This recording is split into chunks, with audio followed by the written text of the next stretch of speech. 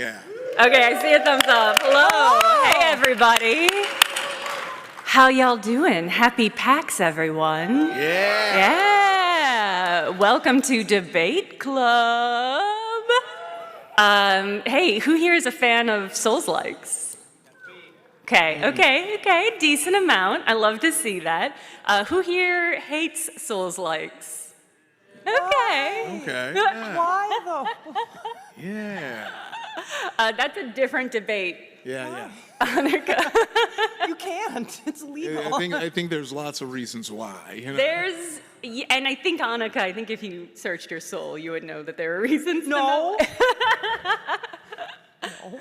Today, we are debating what makes a Soulslike. There's lots of options. I think I'm really excited about this as a topic. Because I love Soulslikes, yes. But it is like a phrase that gets thrown around a lot, I think pretty liberally. Yeah. And is not always well earned. So I'm excited to come up with a definitive definition of what makes a Soulslike and what makes it good and worthwhile and what the best part of it is today, officially. Okay. And then moving forward, this can be the definition everyone uses. Yeah. Okay, we're all in Take agreement. Notes. Hello, I'm Jenna Stoeber. I should have said that first. I went into the pitch. But hello, I'm Jenna Stoeber. I stream and I do video essays on the internet. And I'm joined by Ify Nwadiwe. Hello, everyone. Ify, do you have a favorite Soulslike? I think if I had to pick, I'd say Elden Ring, because that's the one I've made it further in. I think, so in Dark Souls 3, there's that first boss, that big guy. Vort. Yeah, I keep giving up and then coming back months later and I was like, I don't know what any of these buttons do. And then it's like a cycle. And with Bloodborne, I got eaten by a werewolf or something. I was like, oh, that's enough. I mean, Elden Ring is a great choice. Yes. So I feel great about that. And our competitor. Don't say competitive. My enemy, my pure enemy, eye to eye I'm just rival. happy to talk about Dark Souls. I really like Dark Souls. Annika, you're here. Tell the Hello. people about what you do. Thank you. I work in the tabletop gaming industry. I'm a stand-up comedian, and I have so many opinions about FromSoft games, and I'm so excited to talk about them. Cannot wait to hear about them. Hey, are you doing stand-up in Seattle this weekend? I'm doing a show tonight at Club Comedy up on Capitol Hill at 8 p.m. And I think that's it. Yeah, and I want to say my favorite FromSoft game is Dark Souls 2, and a lot of people... Whoa! Yeah! Yeah. Controversial. Yeah, everyone. Thank you. Well, because everyone's like, it's the worst, and it's not. It's the one that shows the human impact of hollowing the best. And we can get into it later. The human impact of hollowing what? I can't explain to you because we're on the opposite sides, and I can't give you you knew I was information. finding a way to just flip that and make it bad. FromSoft is my special interest, so I'm gonna spend this whole debate being like, okay, so actually, totally, but I'm really excited about that. How much of your stand-up is Souls-based? They've all bombed, unfortunately. Every Souls-based joke, because I talk about Dark Souls 2, and everyone's like, that's the worst. And then I get into fist fights, and it's not good. So. It's not that they don't know the Souls games. It's that they know and they have too strong an opinion about them. Exactly. They think that Souls is determined by mechanics, and it's not. Ooh. Interesting. An excellent point. I would say Annika will be arguing on the side of lure. If he will be arguing on the side of mechanics. Yes. So which of these two things do we think most defines a Souls-like? Okay. Ooh. Why don't we start off with the lore? Annika, tell us about the lore. Tell us why you like it. Tell us why you think it's the best part of a Souls-like. I think so, and I'm having a little bit of a hard time because we have a little bit of a It's mic so much echo. So I'm gonna try to do my best to keep. I love to hear myself. It's making me stronger. I feel like it's the most literal, my words being thrown back in my face possible. Immediate. It's immediate. Now you know what you sound like. You sound Yeah. like this. I do not like being heckled by myself. I'm like, stop it, sit down. Oh, you're sitting, it's me. So when we talk about like FromSoft lore, I'm specifically kind of thinking about the narrative tropes to it, and I think kind of what makes a Souls-like is that it kind of has to focus on the futility and the cycle of life and death and rebirth, and how that cycle is first created and then impacted by both the hubris of man and God. And I think that, plus like having to kind of take place in this world that's like already forsaken. When you're a Dark Souls, FromSoft PC, you're not like the chosen hero with superpowers. You're usually just like a guy who like stumbles his way into like lorddom, and you're like, I don't really know why I'm here. Like, that's kind of what Dark Souls 2 is about. It's like, why are you doing this? There's no big overarching plot. So I think something that really makes a Souls-like is that it has to kind of take place in this already dead or dying world. You are not special, like you are not this chosen one, like I said, and then it all is just kind of about like cycles and the futility of like the entropy of a cycle. So that's what I think makes a Souls-like. That was really good. That was really incredible. I have so many follow-up questions. The first, I think, would be, do you feel like being somebody powerless in the face of a forsaken world is relatable? Is that part of the lore? I think it is, and I think especially what I like about it is that because your player character doesn't speak except for when you die and you do the like, whoa, which is beautiful. Or it sounds weirdly orgasmic in Dark Souls 1, all the death sounds, you're like, what are you doing? You're having a good time, all right.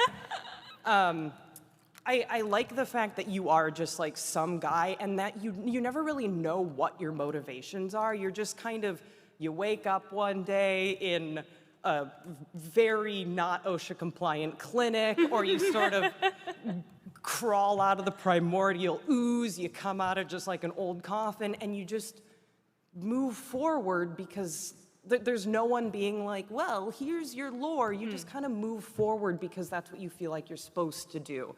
And that's so relatable. Like every day you're like, I guess just check the boxes and then it's a new day. Another werewolf on my doorstep. Ain't that always the way? Yeah. Get out of here. Yeah, spraying it with a water bottle. Scoop. Do you have anything to say about the way in which the Souls games share their lore? Like how the lore is communicated within the game structure. I was getting really into like, well, according to Vadividya, like there are actually ways that, with Anne Orlando, like kind of having that, no, sorry.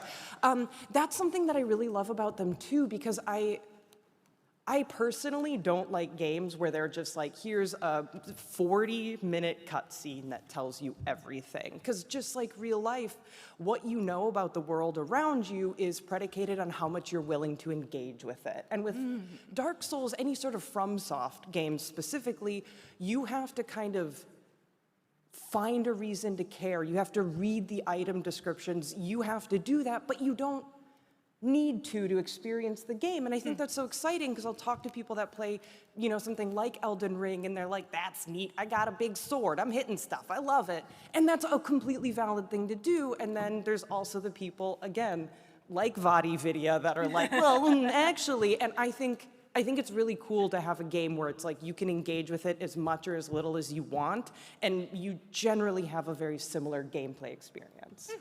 Okay, interesting. Do you have any questions off the bat about Annika's stance on lore so that you can start to develop your total wreckage breakdown of it? I think my first and most important question is Vadividya saying I'm actually on his YouTube, because I'll take him for everything that he owns. If he's on YouTube saying he's fucking out of here. I'm going to his YouTube. I'm taking him to court. It's over. I trademarked it.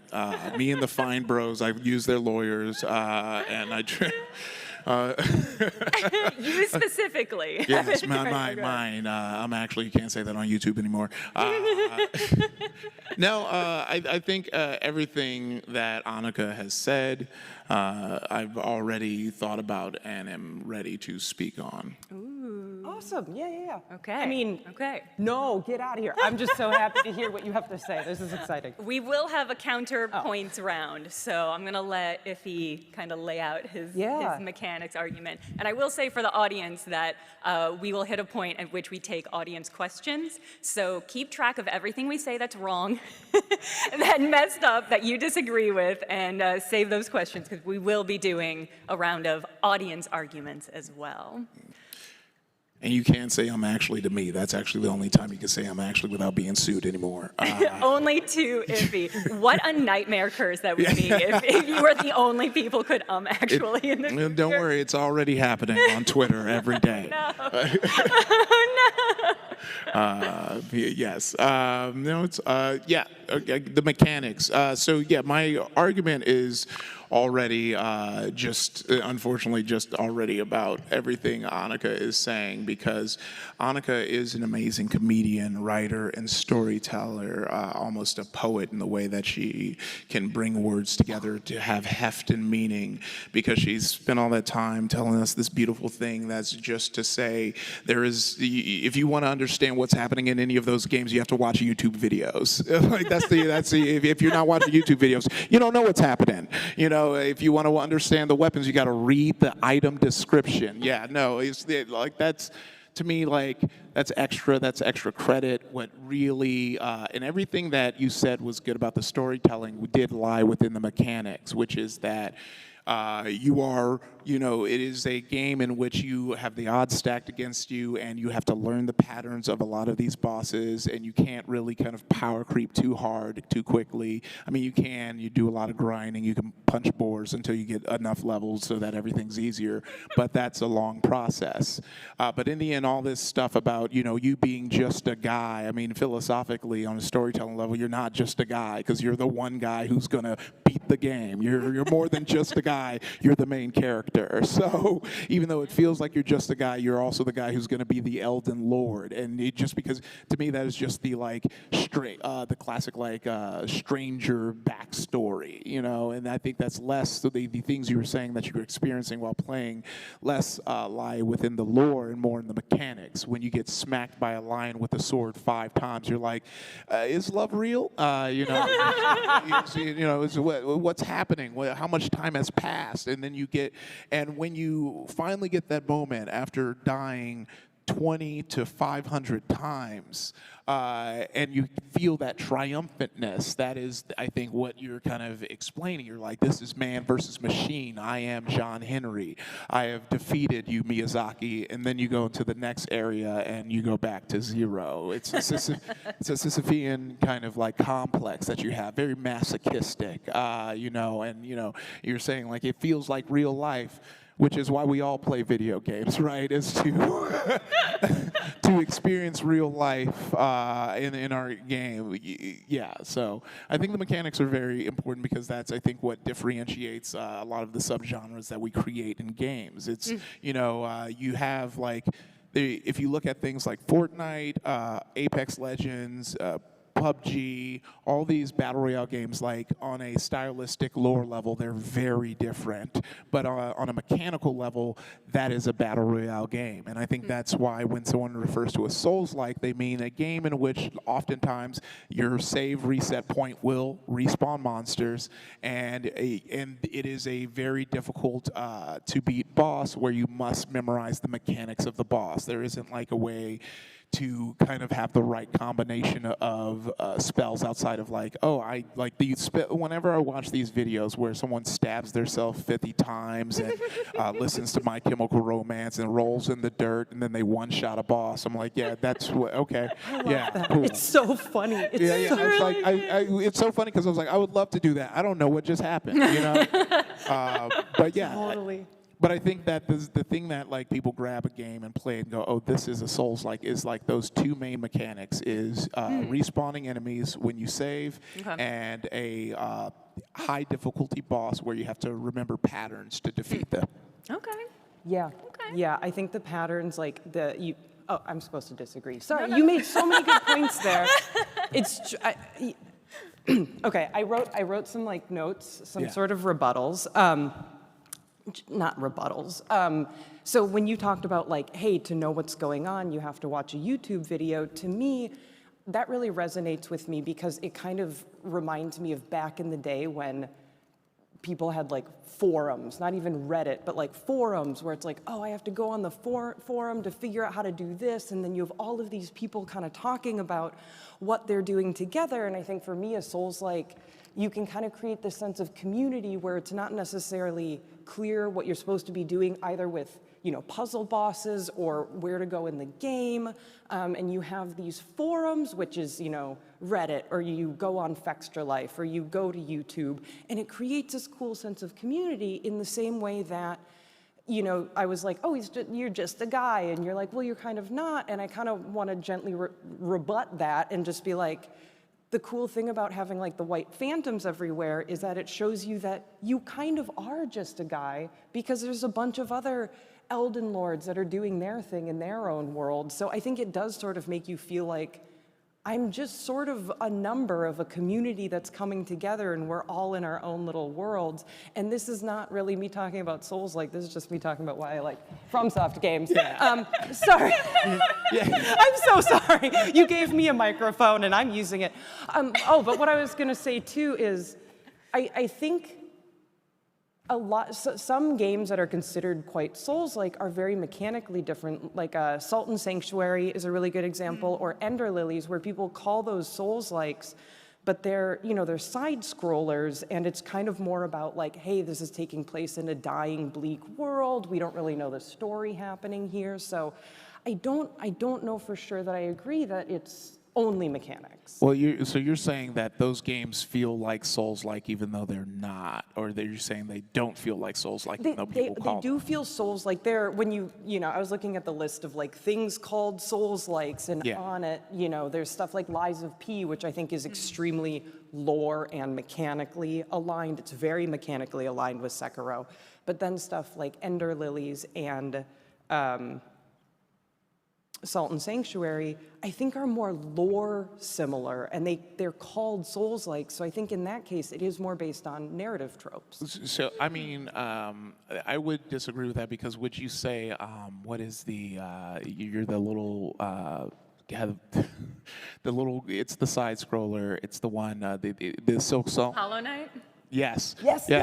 Yeah, no, that one to me, I feel like leans more into a different flair of like, it's like a Metroidvania that kind of takes from the games, because that's all games are. It's a different recipe where we're borrowing from different things, where you have like Apex Legends that borrowed from like a lot of the more Overwatch flavor of things. You have PUBG that leaned more into like a closer tactical shooter because it was from an Arma 2 mod. And then you have Fortnite, which is just Second Life at this point, like to me, it's like that's why you can't like like you're right in the sense that because at this point we have to like take a step back and what do we mean when we are naming games? Do we mean that it is a specific flavor of story, which I don't think is true, because I think you can inject a style of story in anything. I think the community building and all that stuff, that isn't like, necessarily, I think, only in Souls type. There are some games that just give you nothing story that people kind of go on. And, I wouldn't say that, the community building lore is all positive, because I remember fan subs, and y'all was putting whatever y'all wanted in that. Y'all was making Vegeta cuss because you thought it was cool. Y'all said there was no translation for Baka. So I think it's the fun thing, and I think that I think you're right. I think that's what's very appreciated. What I like about the kind of world of the Souls games, but really it really is like when people show all the books that Miyazaki has and all this, like these are all borrowed from other narrative kind of flavors. And there was even a shooter that I think it was called Bullet Witch that kind of made the same, like hit all those points you talked about. It was a dying world, and and the lore was kind of like not all the way there, and the gameplay wasn't all the way there either, which is why I stopped playing it. But it was like That's true of a lot of Souls-likes. Yeah. But yeah. but I think that's why, like, when I think Souls-like, if someone's like, you want to play a Souls-like, I'm thinking of those kind of main mechanics, which is like people respawning when I save, because and kind of, I think I finally like got it, I think, on a mechanical level, why people enjoy Souls-likes with Elden Ring, and the reason is because I was able to stream it and have people tell me the right direction to go. Fair, that's fair. Because Yeah. like when I Yeah. first played, like, Dark Souls, I think it was like a 2 or something. I was like, yeah, it's so hard. And I was like, it shouldn't be that hard. I was like, but it is. And it was like, you're probably going the wrong way, and I was. And I was like, okay, same. I could use a sign, like an arrow, where it's like, bro, nah, over here, you ain't even ready for that. This is for them streamers that do the no level up, whatever. If you watch some YouTube videos about that, I refuse. I am trying to limit the amount of YouTube videos I watch to play video games. How much homework you have to do. Yeah, I was a kid who, like, I saw the instruction booklet, threw it to the side, and I was like, we're jumping in. And then it was like, okay, let's look at it a little bit.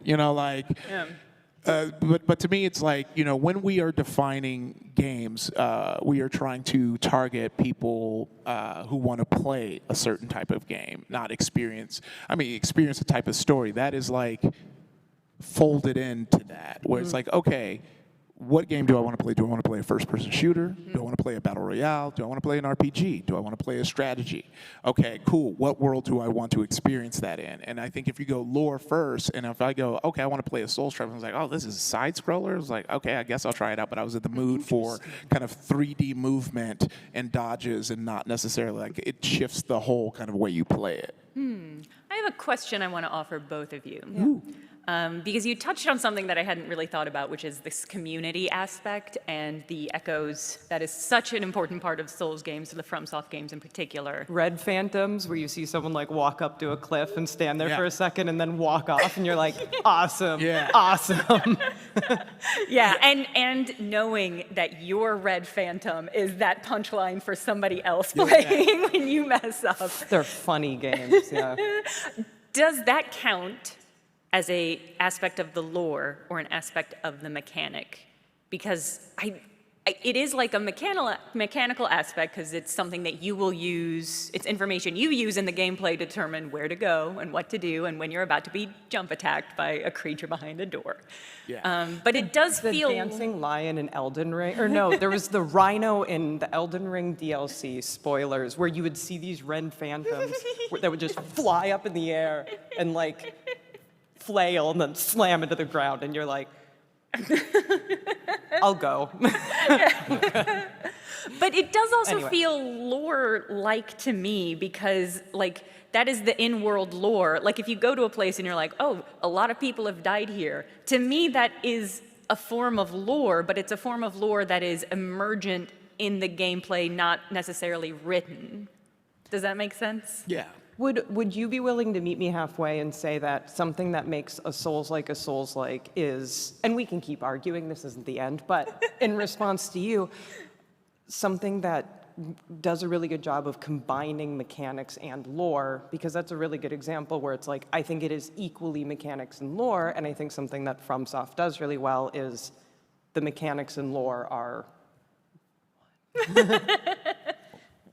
Tragically, there's no compromising on this panel. Sorry. So one of you will win and one of Strike you that will from not. the record. I was going to say, everything you just described is like the job of a narrative game designer. Like that's what we do. Like when I got when I was working on Apex Legends and Newcastle came, we knew we wanted to create a character named Newcastle, but the way they decided it was going to be Newcastle was game design built a kit. They're like, okay, here's a kit, here's the abilities, here's what we're thinking is going to be the ultimate, and then narrative's like, okay, this feels good for Newcastle because we knew we wanted him to be a protector. So this kit that like has a shield and like can drag people, we were like, we're gonna put that, and then we color it on top of it. So for me, that's why I kind of look at it as that, where it's like you can get a talented team of writers and they can make every game a Souls-like based on lore. You can have a first-person shooter feel like a Souls-like based on lore. It's just, but the diehard like fans, I think, of the genre would be like, why does dude got a gun? You know, like I need a big sword, weird kind of scythe thing, maybe some claws. Glock-ishin over there. Yeah. I need a weird little guy that's gonna be stuck in something. You know, I need something that shouldn't talk that's talking. You know, I need like, an NPC with a weird little laugh. Yeah. You know, I need someone who seems like a friend but then is going to kill me. You know, like to me, everything that I think makes me excited and like enjoy the genre of Souls-like is the mechanical things. It is the like, oh, I think I'm walking down a hall, then a skeleton comes up and kicks you off, and you're like, oh, I'm dead, you know. But also the idea of like going back, and you're just trying to get like your souls or your runes so that you don't lose that progress. And it's this feedback loop. And I do agree that lore-wise, it really kind of connects that tissue. But that's like, you know, Miyazaki, George R.R. Martin, just, you know, Avengers Endgaming a script. You know, like it really is at the bones and the foundation of like the part of that makes it. And of course, like, for the concept of the show, we're picking one, but you are very correct that the merging of these two things is what makes it the Souls-like. But I do think one of the most important things is a like 3D action adventure with those two main aspects to it.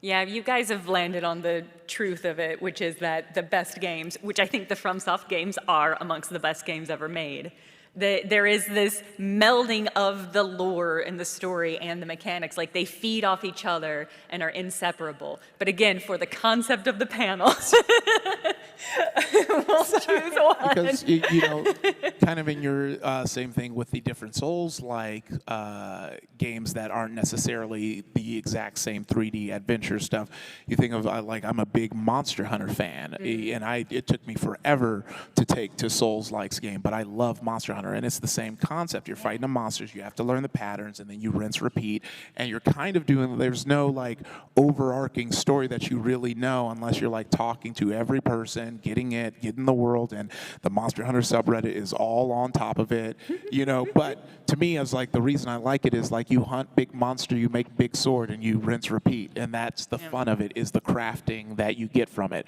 Where I think the fun of a Souls like is like triumphing something that was once hard.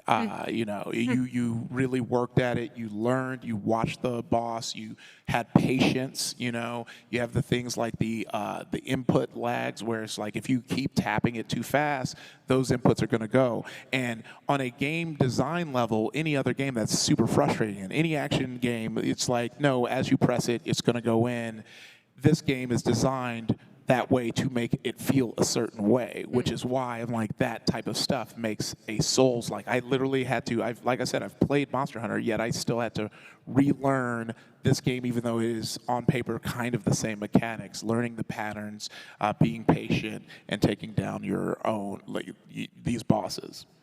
And speaking of bosses, I would like to pitch another way that you define Souls-likes. Okay. Based on FromSoft games specifically, Souls-likes are defined by how gross of a boss you would fuck. There's those Dancer of the Boreal Valley.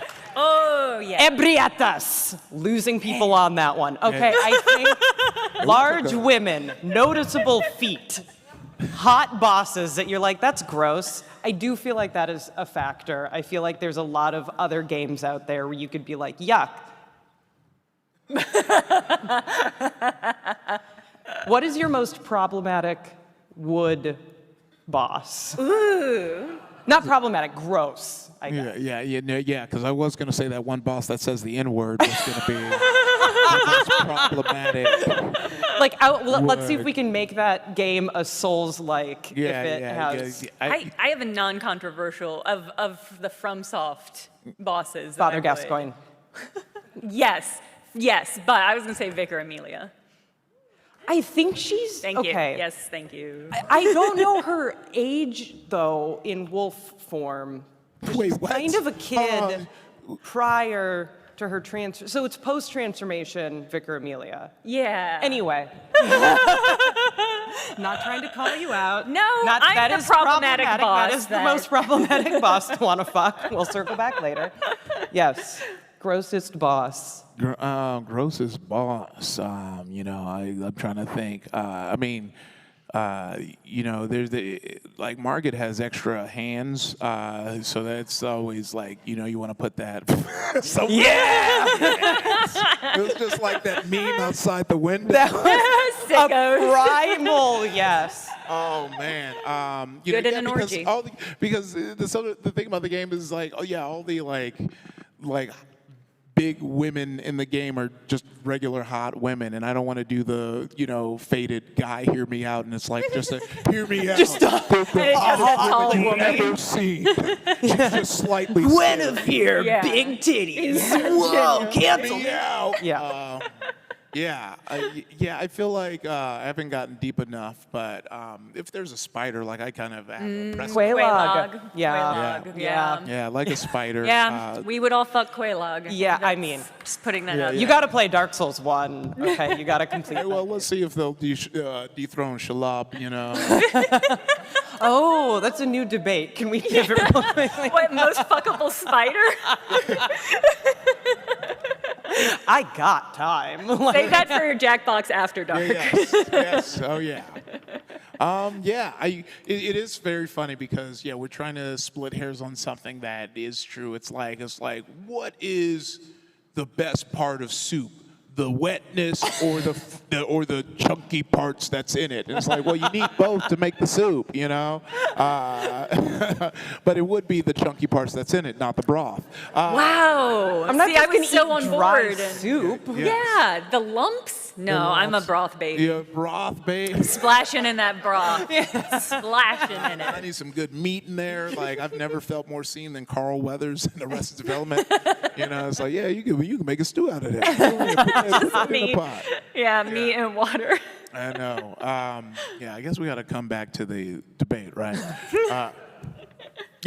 So I think it is just the way I like philosophically. I'm like, the mechanics make it, and I do believe those side scrollers are not Souls types because I think that that was the first step in that. Like when we had the Metroidvania, you were learning the patterns of the boss. You were dodging the little like balls that were being thrown at you in like the Mega Man game, and then you were just kind of like beep beep beep, and then you would do it, and it would be very hard. It was one of those things, when they made I think it was Mega Man 8, and everyone forgot how hard Mega Man games are, which was like when I played Armored Core 6, and I forgot how hard Armored Core. I was begging from stuff. I was like, please give me. And then that was the like biblically accurate mech just ruined my life. And Like is the biblically accurate when you mech see it, you'll know what fuckable? I'm talking Is about. it? Sorry, I do want to come back to that extra definition of a Souls-like. Is Armored Core 6? Well, you got a man Souls-like. kind of giving you commands in the ear. You're basically being dommed the whole game. He's like, come on out there, Yeah. get in that shit. We got to make some money. So Armored Core 6 Refer to me is a as sir, Souls-like. yeah. Yes. Okay. Okay. And it's horny, to clarify, which is what you were actually asking. Yeah, that Souls-like. You just repeated what This I is a very real thing that just as a side note that I have to ask, and now that I have, these Souls heads with me, is like, refresh rate pretty important in a lot of these games because it's timing based? Because I have a big theory that I have a hard time with all of the Souls type games I play on my TV when I'm on PS5. Oh, yeah. Because I'm like, it's hidden, but then I'm also learning about the input like delay stuff, so it might be that. I haven't gone back since then. I think if you learn to play them on the PlayStation, maybe it's less noticeable. But if you're like swapping between that and like PC, I think that it would mess you up. Yeah. Okay. Yeah, that would be my guess. Yeah, it's especially noticeable with Sekiro specifically, is the one that gets like the most negative sentiment towards the fact that any sort of lag counts as hesitation, and what is hesitation if not defeat? So, alas. Every tip about Souls-type games sounds like it's coming from Yoda. Like, Now we will move on to the shit-talking portion okay, of the yes, debate. here it is. Oh no, I thought we were already doing that. Yeah, Okay. yeah. Whoa, okay. I mean, the truth is, anytime you want to shit talk in the debate, you should. But I want to offer it if you want to make explicit attacks on your opponent's stances, or like, do you want to argue that the mechanics are bad actually? Because that would be bold. Well, you can. No. There are some bad mechanics. You can get away with. You can get through Sekiro really far, not actually knowing how to do like one of the primary mechanics of parrying, because you can just do the parry dance, which some of us do, and it is a valid way to play the game. However, so there are some bad mechanics. You can argue that like adaptability in Dark Souls 2 is bad. I like the mechanics. I like the games too much. They're good. They're good mechanics. I'll argue that making it hard to understand the lore without a YouTube video is in fact bad. As someone who who wrote for a video game that people was like, "There's lore in that." It was like, "Yeah, you have to read the loading screen." It was like, "Nah, we ain't doing that." And I was like, "Oh yeah, you're right. Why would I force you to read the text when you go through? You have to click. It's when you unlock the loading screens in Apex Legends. You can go into the loading screen, and then there's a story that goes with it. We packed lore everywhere, and I was like, damn, this would be great if we just put a cutscene in. But you can't put cutscenes in a battle royale. People would be mad. Even me, who wrote it, I'm like, why did I do this? You know, like I think I like even, you know, when I remember you had to like.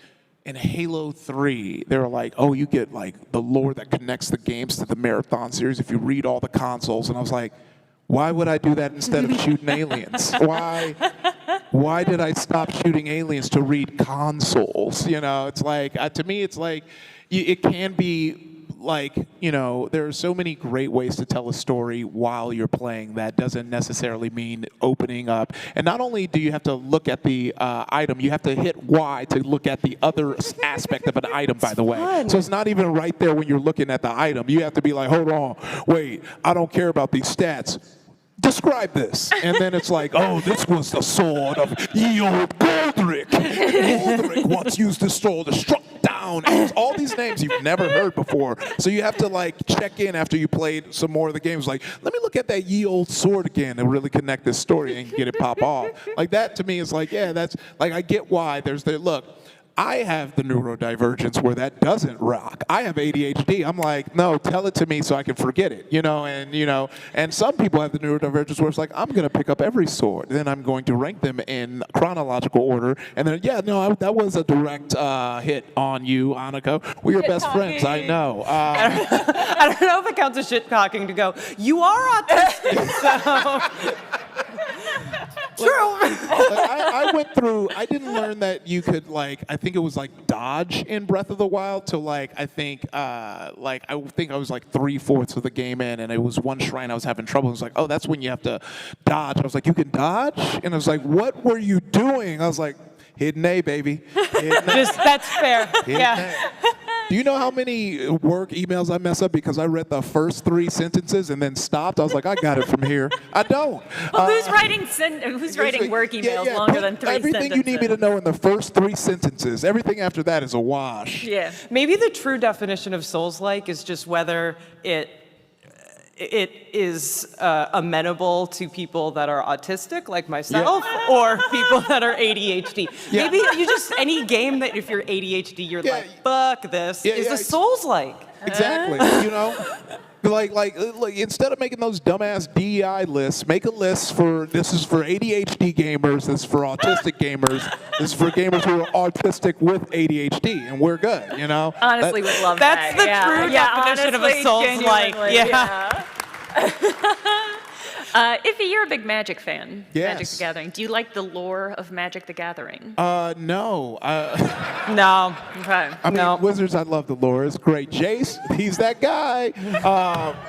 I'm in it for the competitive aspects, the dopamine hit of opening packs over and over again, trying, but I'm not a control player. I'm not the guy who's gonna sit there and be like, okay, I'm not gonna spend this mana. Like, I really have just figured out maybe I don't spend all my mana all the time because I pick stuff that works for me where it's like, Gruul, green and red. I'm just like making more land and tapping as much of it as possible. I don't have to pay attention to much. There's no triggers. There's just a big beast. And are you going to stop it? So when you talk about a big beast, what is that if not a FromSoft game? Where do you see big beasts? In Bloodborne. So Magic is a Souls-like. Wow. Armored Core's a Souls-like, Magic's a Swords-like, Yeah. any monster fucker game is a Souls-like. I play mono green. I like my big boys. They're just big boys, so.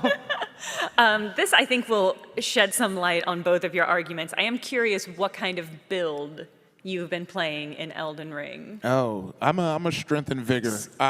Pure strength, pure just strength. Straight Yep. idiot boy with big sword. Yes. I'm just running around. If I can hit you hard enough to make you never hit me again, we're in business. I don't want to dodge. I'm bad at it. Timing, paying attention, no. Big health bar, and you just eat hits to your face, Oh, yeah. and you're like, I don't have a problem with this. I'm dual wielding pickaxes, and sometimes I switch to pickaxe and fingerprint shield, and I'm like, is someone bothering me? I don't know. The Elden Beast is just slamming into me, and I'm like, what's going on? Yeah. Keep stomping me. I'm into this. Okay, so Elden Beast would. Yes. Okay. Important context. It's that exposed circulatory system. You're just like, it's kind of hot. It's so intimate. You can really just, you know them through and Yeah. through. She's just really transparent with me, and I just kind of like that. I don't know. You found it. You found the pun. Really good. Do either of you have any other comments before we open it up to audience arguments? Any No. other arguments you want to make against each other? I think not. No. No, I'm excited to see what y'all think. Yeah, I'm excited for the audience to add another kind of definition for Soulslike. A fifth definition now? Yes. So there are two microphones. There's microphones on either side. If you have an argument about what you think defines a Souls-like, please tally up now and lay it on us. All right. You both playing the DLC for Elden Ring? I'm just making it through the Elden Ring. Yeah. I think there's Margit killed was the Godfrey next. Yeah. And then now I'm just kind of walking around. I did the little cheese where you find the old dragon and keep stabbing her. Oh, yeah, with the sweet rocking pregnant, bleed and the yeah. helpless pregnant dragon. oh, yeah. Okay, well, talk about a problematic no. I mean, We'll start here first, and I think we'll bounce back and forth, so go for it. So, small disagreement on, Souls-like didn't invent difficulty. I would argue Mega Man, Ninja Gaiden, and all those old hard games are now also Souls-like, to include Metroid. Oh, retroactively Souls-like? retroactively. Yeah. Okay. I think that's a great point, yeah? Okay. My argument is that part of Souls-likes are specifically the NPC quest lines that are throughout the world where you can just completely ignore them. You can do everything else. They're not required. You sometimes just have to keep talking to someone, even starting something. But they just give the lore to you in a lot of them. You don't have to read anything. You just keep talking with people. You go explore. You explore the world. You learn about it. But also at the same time, you could just be playing through the game and suddenly, oh, they're dead. My actions have consequences. Yeah. Whoops, I never talked to you, and here's your corpse. Yeah, I never did it. Just like real life. The obscurity, I think, is part of the allure of the lore. And that's what I like, but that's something that you don't like about Well, it. where it's just- that's in the game. That's like what was just described. That is good. Where you're like talking to people, you for some reason go back to the very first guy you meet in Elden Ring, and he's like, "Yo, I know a werewolf. Did you know that?" And then you go, and then he's like, "Yeah, I need you to go clap this dude." And then you're like, "All right, go." And you go into the jail, which I was pronouncing it goal, and then That's they're fair. like, "No, Valid. it's Old Yeah. English. It's jail." I'm like, "Cool." Then I went, and he was like, "Yeah, I knew that guy. He's cool." Or like in Dark Souls 2, you have an NPC telling you to go kill other beloved NPCs, Yeah. which is conflicting. Yeah, intense. Hi, I think what truly defines a Souls-like is something that combines both sides, as both mechanics and both lore, and that's its currency, like it's XP. The way how, whatever I can think of, it's say like even 2D, like Hollow Knight, or stuff with a lot of story where your main character is the guy like Star Wars, Fallen Order, Survivor, or Dark Souls. They all have enemies which drop some sort of currency or XP, whether that be like bits or souls or yeah, that kind of stuff. And of course, when you die, the enemy keeps that, and you have to go all the way back there to get that currency again.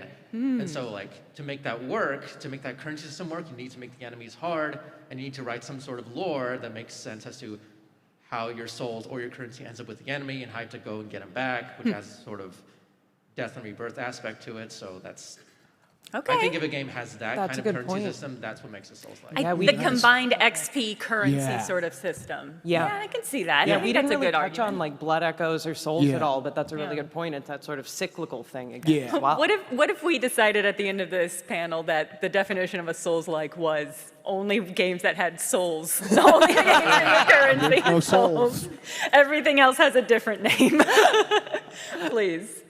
Actually, kind of on that, I would argue Souls-like isn't even a genre at all. And anything that has like in the name is not a genre. That's the right answer. Wow. That's the right answer. Wow. Roguelikes, that's nothing. Oh, wait. It's not defined, like roguelite, I would say, is more of a genre than roguelike. Because there's a clearer set of rules for what makes that. Because you can take the lore apart, you can move the mechanics apart, and you still have different games. You have Monster Hunter, which is mechanics without lore. You have games like Hollow Knight, which are more lore without mechanics. So it's not really a genre yet. An interesting argument. Yeah. Dang, Controversial. player 3 I has would- entered the game. I would argue against that colloquially the way that we've named genres are with touch points. Like the reason they're called battle royale games is for the book and movie, because it's like, oh, it's like that thing. Yeah. Yeah. So technically the full name would be a battle royale like. You know, I love a battle royale like. Or Metroidvania-like, which Yeah. you're like, that's too Yeah, many. whereas So like, many if you're layers. like, your Souls like, you're like, oh, it's like that game. But if you never played any of them, you're like, what are you talking about? I do think there's something interesting about how a game comes out and is so definitional that people will be like, I want to make a game like that game. Yeah. I want to make a Souls-like. I think there's something kind of beautiful about Yeah. that. Yeah. Larry, I just wanted to challenge you. So, what's something that you think meets the definition the least, but it's still a Souls-like? Ooh, I feel like that's an Annika question because. What, yeah, could you repeat the question? The What's- definition least, Yeah. but still a Souls-like? I see, okay. Yeah, Ooh. like barely makes the cut of that. Because with me, I'm like mine is. She's more in a mode. Oh, yeah. Yeah, she is. Well, the Jimmy Neutron brain blast. okay, my brain's going blank because There's like of all an the pressure. It's that math overlay in that meme. Well, I guess it depends on how we are defining Souls-likes, because I have different answers to that based on how we're doing it. But based on my definition, it's always bothered me that Ender Lilies is considered a Souls-like, because it just, lore-wise, mechanics-wise, I'm like, this is kind of a stretch. So I think that's probably my answer. Okay. Can you think of one for a mechanical side that's mechanically kind of distant from a Souls-like, but you would still consider it? I would say, if I did that, how? The closest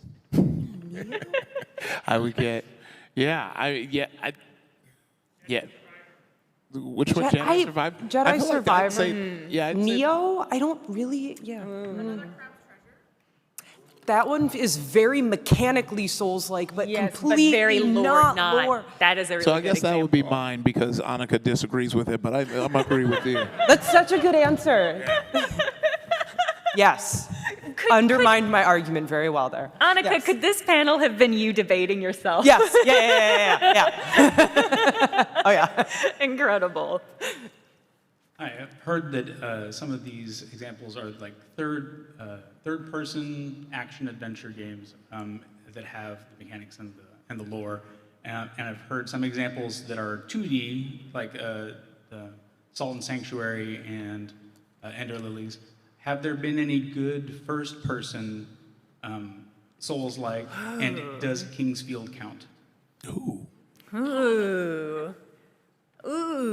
I mean, I would say Kingsfield is not lore-wise. Well, Mechanically, yeah. well, Person Souls-like. I'm not one of the people arguing, but the only thing I would say about that, Kingsfield feels like it's not Souls-like to me because there's no like dodge or dodge roll, which is because that's cornerstone to how I play Souls-like, is something I consider cornerstone to the whole genre. Iframes. So in that way, no. And in that way, I feel like it would be really hard to have a first person because you would vomit every time you press the button. Yeah, it would just be so nauseating. I That's a can't good think of one, but question. I'm gonna keep stewing away on that. Yeah, good question. You stumped us. So I kind of have 2 points. One is I do think ambiance does play a part in Souls-like, even though Neo is not really, I don't really consider much of a Souls-like, considering how it's kind of played lore-wise. It does kind of fit the melancholy ambiance of Souls games.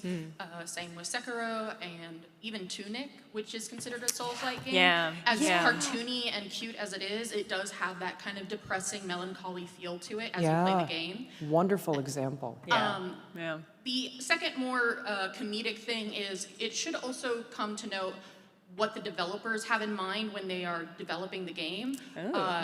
Miyazaki himself has famously said how he usually designs the game with how he wants to die. He is not sadistic, he is masochistic. Yeah, bless bless his heart. And I would say that comes through. And I think that should come through every single Souls-like game. How much does the developer not necessarily want you to die, but how much do they like dying? That's very Yeah, good. that's a yeah. Also, I feel thoughtfully like put. another definition of Souls-like that I forgot to mention is, does it have a shitty poison area? Yeah, That is any game that has a shitty poison area, that's a Souls-like. when I got to that, Stare at the in ground Lies so of you P, don't- yeah, I was just like, oh my god. So in Lies of P, really good. I know it's to me it's very interesting because at this point it's like it is how we are defining what we're saying Souls-like are. Are we saying it's a genre? Are we saying it's a subgenre? Because I think then that gets very, when it's a subgenre, then you can get very granular with it. And I think of Souls-like a whole genre. And because of that, I think ambiance isn't so much in it because it's like, first-person shooter can be like extremely tactical. It could be like fantasy-based. Cool. An RPG game, can range from Skyrim to Fallout to Cyberpunk. And to me, that's what I look at games like, where it's like, oh, when you're telling me the genre, you're telling me about the bones, you're telling me about the mechanics, and everything else is flavor on top. Would you not say that's an argument for Souls-like being lore-based? I forgot my train of thought. Yeah. I it was because if we're saying it's lore based, then if it's a subgenre, then that would make more sense to me. Yes. But if we're saying it as a genre and how we're looking at it, then I think it's more mechanics based than lore based. Yes, I agree that a genre has to be mechanical. Subgenre needs to be. Okay, yeah, I can see that. Kind of going to the topic of hot from soft Yes. bosses. Would you Yes. fuck Ludwig the Holy Blade? In which form? Either form. Say for like both forms. I'm gonna say yes and no, and you'll have to guess which form is the yes and which form is the no. I was also going to say yes or no, and I'm going to compare notes with you after. This is a very private conversation we're gonna have. Yeah. Hi, I didn't know what side to choose for mechanics or lore. I'm mostly pro mechanics, but I think this is more of a lore-based question. So when I play Souls-likes, I usually engage with the lore very passively. I don't read any item descriptions, but I feel like that's kind of a passive way to enjoy the lore because I just enter an area and I don't know what the hell's going on. And that's kind of like the enjoyment part of it. Like taking in Dark Souls 2 when you take an elevator up into Iron Keep, I had no idea what Why was are we going on. there? Yeah. And that question to me, I feel like, I don't know if that's a mechanic, but I feel like that passive engagement with what is going on is part of a Souls-like in a way. That's part of why I like it, is because then when you do kind of accidentally learn what's going on, you have a sense of accomplishment that maybe you wouldn't have that sense of accomplishment if it had been fed to you, but I think it's valid to also not want that. So you have to work for it, much like you have to work for your boss kills. Yeah, because I feel like there's an element too where it's just good game design, right? It was like any time, and I think this goes for any form of media, like anything directly told to you just feels too much after a while, and I think that's why like long cutscenes might feel too long. You want to kind of do it. When you see a scene of someone in their house, you want to be able to learn about them just by looking at the way that the house is designed in the scene. In a game, as you play it and you look around, you see what's going on. I mean, so that's why I was like, that doesn't feel necessarily like, Souls type specific. That's just good game design, in my opinion. Like when you're walking around in Doom and you're seeing how jacked up this place is, but you're seeing all these like little clues as to what was happening without them telling you. You're like, oh, this is a hologram that says she wants to keep me in the box. Why does that person want to keep me in the box? Give me my green suit. Let me shoot a demon. So yeah, I agree. I like that stuff. And then that's why it's like, that, to me, it makes me feel like why I do like some cutscenes, but I do think there's fun things where, like Margit does the speech where it's like, here comes another Elden Lord. He thinks he's going to come up here and I'm going to kill you with my 3 arms. Kill him. Or you got the guy in the chains in the area and he's like, it doesn't matter that I'm in chains. Don't feel bad for me. I won't tell you yet. And then he does the little NPC laugh. Like, why? Okay, so on the topic of definitionally what a Souls-like is, I think personally one of the most important factors for that would being able to leave little messages around. Because if I can't go into an area full of the most grotesque creatures I've ever seen and place a little sign that says dog. Thrust butthole? Come on. I don't think it should be even remotely considered a Souls-like. I'm kind of with you. With you. Yeah. No, I think that's fair. the community notes are so important. So this is going to be a question mostly for Annika as the ambassador of the lore side, but I would like to hear Ify's thoughts as well. So the through line from Dark Souls to Bloodborne to Sekiro is pretty self-evident, but I feel like the average player may find it difficult to find the connection between the bubbly Nickelodeon-esque world of Another Crab's Treasure and the dystopian anime fan services that Code Vein provides. How much does tone matter in the aesthetics of a Soulslike? Can there be a happy Souls-like? I think there can be a hopeful Souls-like, because I think even though you're in this sort of futile cycle, you find hope in other players, in funny situations, in funny NPCs. I think if there's sort of a sense of ridiculousness, you die for a very unfair reason, and you're like, well, okay, you die from input lag, or there's a note that says jump, and you're like, oh, they wouldn't lie, and you die. I think if there's a sense of goofiness and hope, no matter what the aesthetics are, I think that can fall within the Souls-like definition. Okay. Ify? Yeah, I mean, like, I think just by the definition of what I'm saying, I feel like it can be the Souls-like game. I do think there's to me, there's like a conundrum with because you were talking about you're just a guy, and I think on a narrative level, you kind of need to you can, like I said, any set of good writers will make a great story. So you can have a happy game. You just need to. I think the hopelessness of being just a guy helps tell the story of why you're going to die a million times, because you can't have a game where it's like you're the strongest guy that we found and you're the only one who could save our village. Oh, you just died 50 times. I still believe in you. You'd be like, no, why? You should not be believing in me. All right, I'm sorry that is all the time we have on questions. We're right at the end of our time. So in the dying moments of this panel, I will announce that you both did incredible and you were both extraordinarily convincing. And I think I'm just eking ahead, I think, is Annika with the argument that the lore, I think... I think both were such good I arguments. think they're both really, Don't I give me know, your but I credit. Don't give me your declared... credit. No, I think you're both essentially right, that you can't differentiate the two, right? Because that's what makes a good Souls-like, is the combination of the two. And it makes a good game. That's what Yeah. if you made the point as a game designer, that's something you have to think about, yeah. Yeah, but by virtue of this being a debate, and one person has to be the winner, I'm giving it to Annika because she had notes. And I'm wearing a Dark Souls shirt right now. Thank you, everybody, for showing up. Come to the Actually panel tomorrow. Come to the Jackbox After Dark. Is that tonight? Yeah, that's tonight. Come to that. Go to Annika's comedy show and have a good rest of your con. Bye.